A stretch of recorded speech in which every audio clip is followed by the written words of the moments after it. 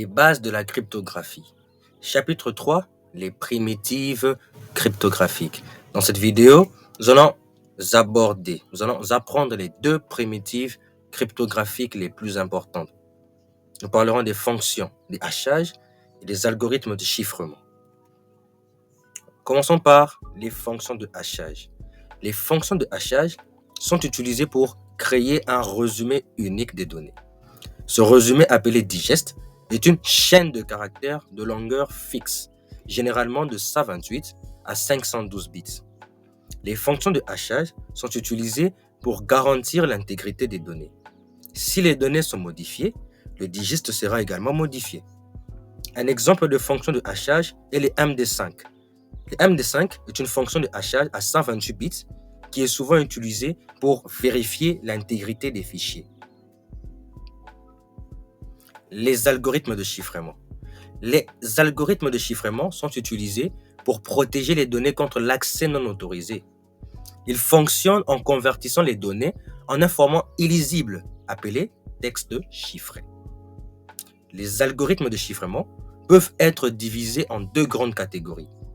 Nous avons les algorithmes de chiffrement symétriques et les algorithmes de chiffrement asymétriques. Voyons premièrement les algorithmes de chiffrement symétriques. Ils utilisent la même clé pour chiffrer et déchiffrer les données. Ils sont rapides et efficaces, mais ils nécessitent que les deux parties ayant besoin de changer des données secrètes partagent la clé. Un exemple d'algorithme de chiffrement symétrique est le AES, Advanced Encryption Standard.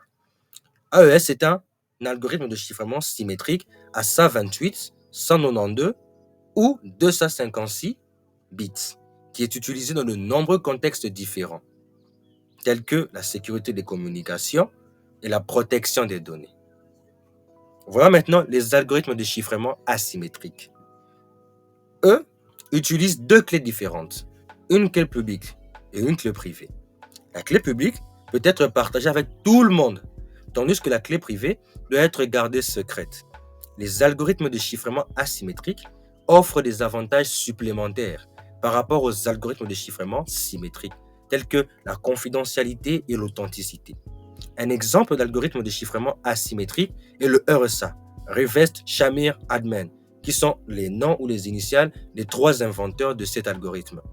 RSA est un algorithme de chiffrement asymétrique à 128, 192 ou 256 bits, qui est utilisé dans de nombreux contextes différents, tels que le chiffrement par clé publique et la signature électronique. D'ailleurs, je vais écrire un livre à ce sujet. Si vous en avez besoin, écrivez-moi sur cet email. Analogie. Alors, ça semble un peu flou. On va essayer de faciliter la compréhension. On peut utiliser des analogies pour illustrer ces concepts. Parlons de la fonction de hachage. Imaginez une empreinte digitale pour un document. Peu importe la taille ou la forme du document, l'empreinte est toujours la même. Si le document est modifié, l'empreinte changera également. Chiffrement par clé symétrique.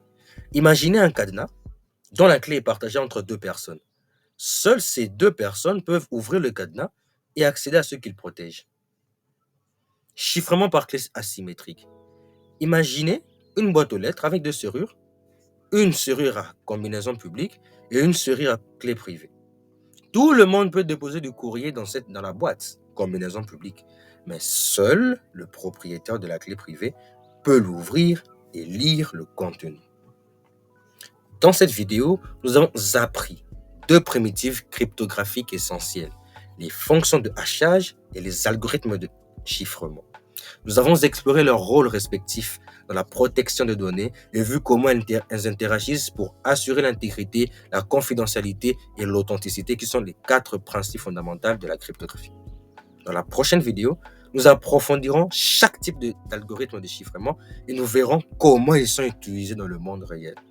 Si vous avez des questions sur la cryptographie, des questions sur les primitives cryptographiques, n'hésitez pas à les poser en commentaire et on se retrouve la semaine prochaine.